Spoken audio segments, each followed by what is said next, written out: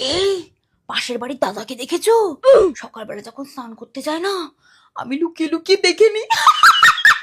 দাদা একটা নুনের প্যাকেট দাও তো। নুন। চোখের দিকে তাকিয়ে কথা বলা যায় না? অসভ্য কোথাকার।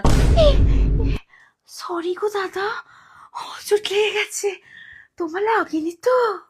এই এটা কি পাড়ায় নতুন ছেলে? ভালো।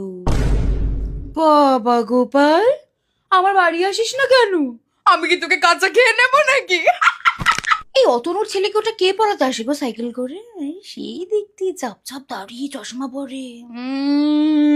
বৌদি প্রণাম। যা পাগল ছেলে, প্রণাম করছে। বাড়ি আই কোনোদিন মিষ্টি খাওয়াবো।